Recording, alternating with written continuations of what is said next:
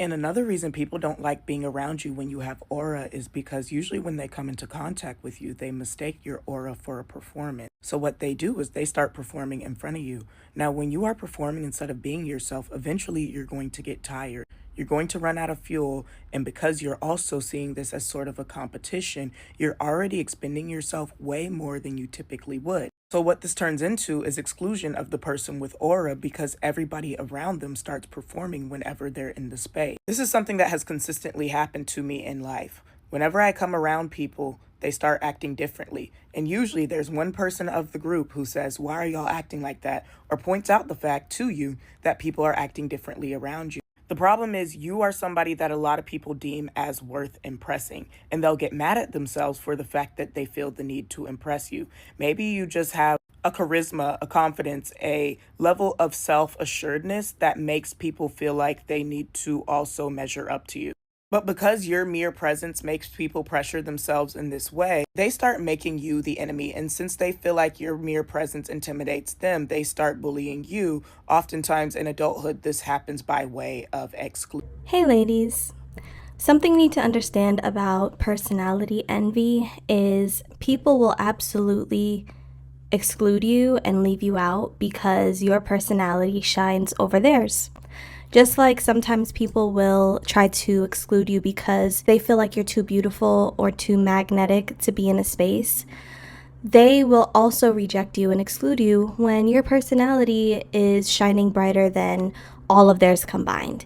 If you are a naturally funny person, if you can finish people's sentences and you're very witty and you're charming and you're a fun girl, this can be very polarizing for people. And being someone that has this type of personality, I can tell you right now, people are either going to only love you or hate you. There's no in between. People are going to be either very, very passionate about loving you or very, very passionate about hating you and tearing you down. And I noticed a very covert way these people like to punish you for having a great personality, having aura, like this creator, spoke about in the beginning of the video, is they will leave you out of things. In the short amount of time that I was in a friend group in college, I noticed that a lot of them were not like me. And as much as I tried to fit myself into their group, I just was not fitting in. They gossiped about each other. When one person would get up from the table, they would talk about that person's outfit, that person's hair today, who they are messing with. Like, it was just a very toxic and catty situation. And me being someone that came from a big city, I have a big personality, I have a very bright light about me. I'm very fun. I like to have fun. I like to laugh. I don't like to talk about people and be sad and be miserable and screw my face up all day. Okay, so me coming into that environment, I think a lot of them noticed within the first week or month that I was not like them. And slowly but surely I noticed they would go on Target runs without me. They would go to each other's dorms and hang out and do each other's nails without me. And before I knew it, they created a whole other group chat without me. So this is what happens when you just simply do not match the group's energy and the group's aura, which is why I don't like groups. Groups force you to adopt a sheep mentality. You are to adopt a pack mentality, and you cannot deviate from the pack. If you do, you are treated how I was treated. And unbeknownst to me, I'm just being myself, and little did I know I was being rejected for it. And if you don't know yourself and if you're not aware of these things, this type of backlash that you get from people can be very painful to experience. And you can easily blame yourself if you're not aware. You can easily say, there's something wrong with me. This always happens to me. Why is this always happening to me? Was I awkward? Was I mean? Did I say the wrong things? You begin to replay all of the experiences you had with those people or that person and try to figure out where you went wrong. But it's important to understand that you did not do anything wrong. Literally, you cannot control how you show up in terms of your aura and your energy. You cannot control that you like to have fun and like to laugh. That's just who you are.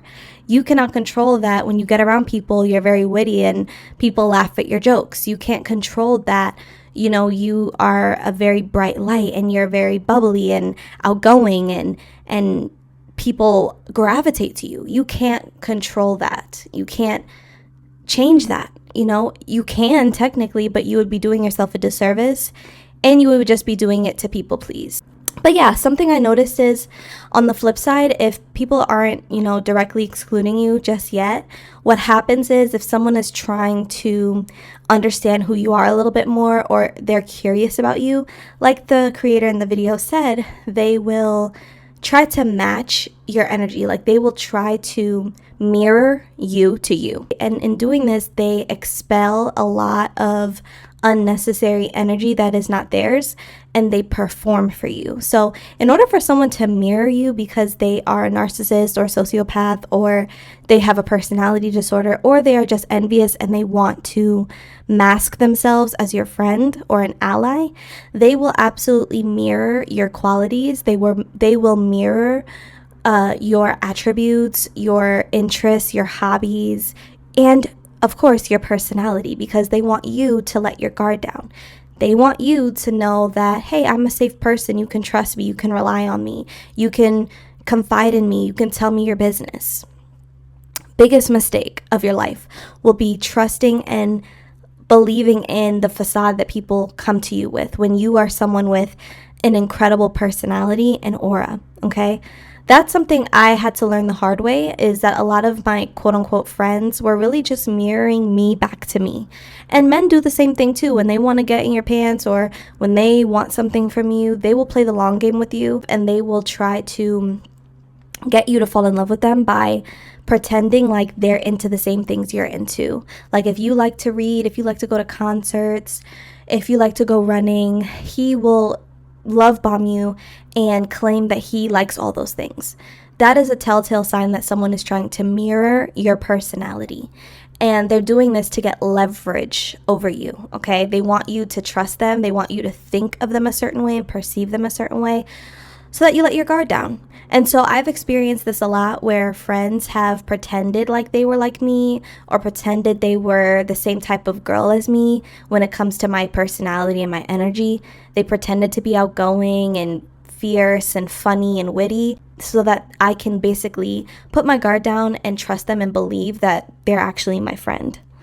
And then where the demise begins with these people is once they can't keep up the act anymore, because naturally it does get exhausting to have to fake the funk and fake who you are, to get intel on the person who you're admiring's life, to study them, to watch them, to try to siphon from them.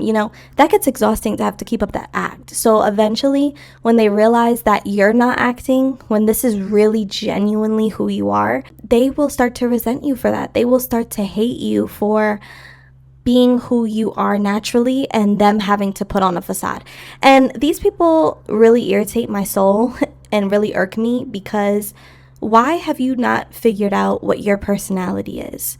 Why do you feel like you have to wear parts of my personality, or other beautiful women who have bright lights personalities, in order to get ahead? It's very social climby. It's very snake-like. It's very much like I don't have a spine. Like, that is so weak to me. Like, someone who has not built their self-concept, especially at the big ages we're at, you don't even have a personality or leg to stand on, and you are just trying to like copy mine to like disarm me.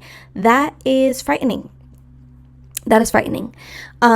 And so, yeah, naturally they start to resent you. They start to hate you. They get upset with you. They get more snappy. They just become bitter, because they realize, oh my God, this is a genuine soul. This is someone who is being authentic, and I am someone who is not authentic. I am someone that has to pretend and, put on an act, put on an Academy Award-winning performance to make this person think something of me. And a lot of times too, I think these people want your admiration and approval. I think some people can see you and see your beauty and your personality, and they are attracted to it, and they want to adopt those parts of you. But when they realize that they don't have what it takes, then that's when you see the fangs come out, and they can't be around you anymore, and they're trying to create smear campaigns, and they want people to, perceive you differently, because they were hoping that you would perceive them in a positive light. They were hoping that if they wear your personality, you would perceive them as someone who's worth being admired because they admire yours, right? So honestly, it's kind of like a very psychological, weird thing that these people do where they want you to essentially they want you to like them based on your own qualities. That again is such a weak thing to me because you have not taken any time to build your self-concept, to create your own personality, to create a sense of uniqueness. You're simply wanting and craving my approval, my attention, and my adoration by regurgitating me back to me. That is sick. And so naturally, the pipeline is admirer to hater. And so we're at the end of that pipeline, like this creator said, typically in adulthood, it looks like exclusion. It looks like leaving you out of things. It looks like icing you out, making you feel uncomfortable and not seen. This could be in social settings. This could be in family gatherings, work, school. That's what I experienced. I experienced being smeared and being iced out and isolated in college by this group because I didn't care that they didn't want to be friends with me anymore, and I moved on with my life. I didn't beg. I didn't ask them, why is this happening? Why did you do this? I kind of just let it be. And, I definitely, looking back, I see the unevolved weakness in a lot of women. And it disgusts me. It disgusts me that a lot of these ladies will hide in groups knowing that they have not worked on themselves, knowing that they do not care to build their own self-concept. They're too lazy to. So it's just easier for them to leech off of the woman who is walking in her authentic power. So ladies, drop down in the comments section. I'd love to hear your thoughts on this topic. Have you ever experienced someone excluding you because you had a bright light and your energy was just excellent and your personality was just too much for them? I'd love to hear your comments down below. I'll also be leaving my email in the description box so you can share your stories there as well. Have a lovely day, ladies.